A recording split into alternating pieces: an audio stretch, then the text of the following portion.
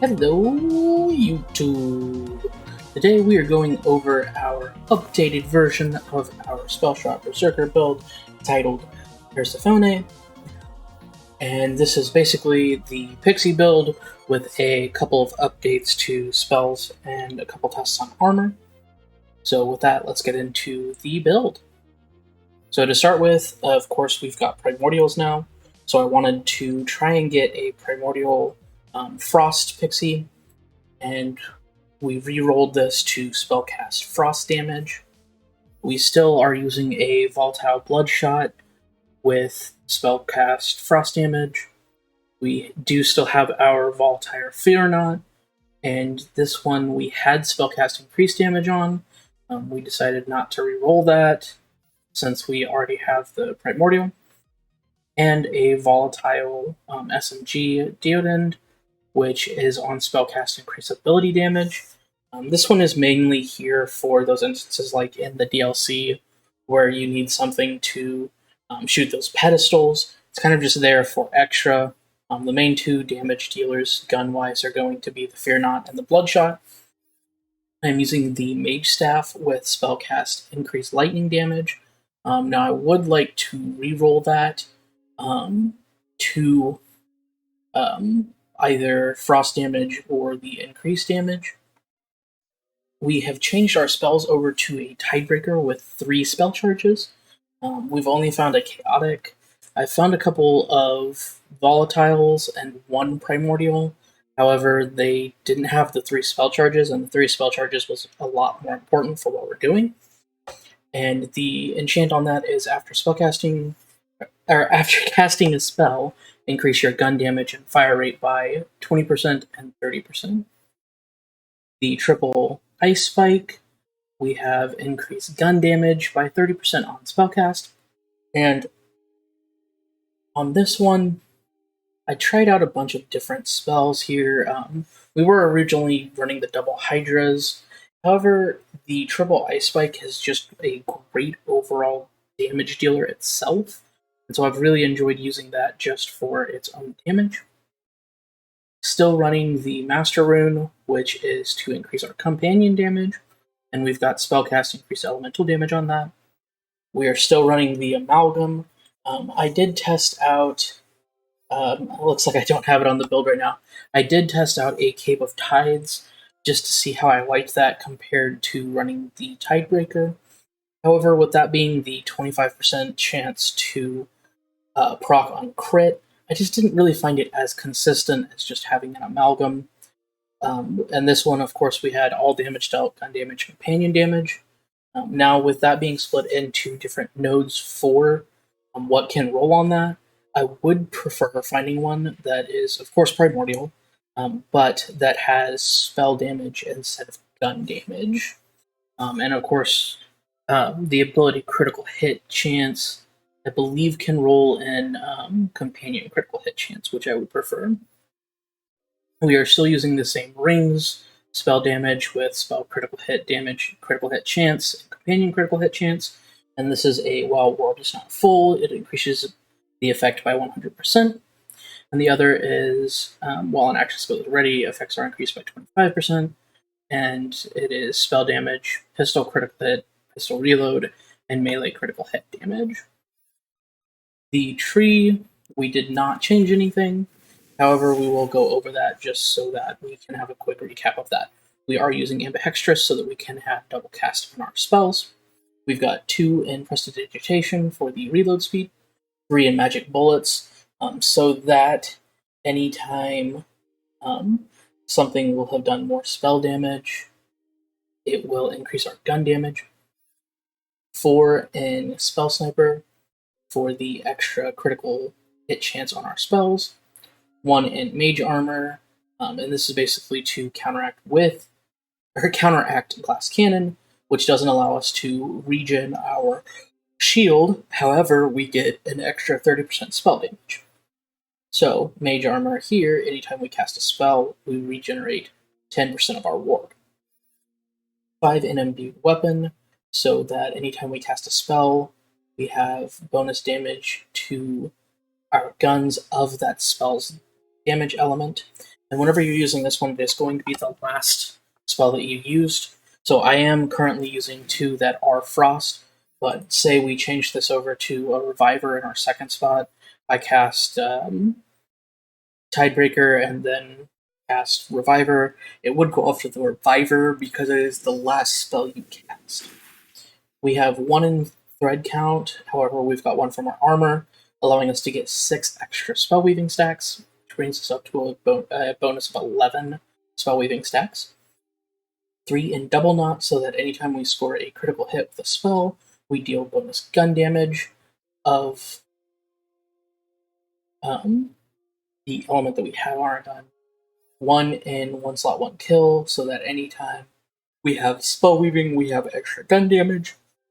1 into Sever the Thread for the capstone, so that anytime we get a gun critical hit, there is a 15% chance that we instantly reset the cooldown on our spells.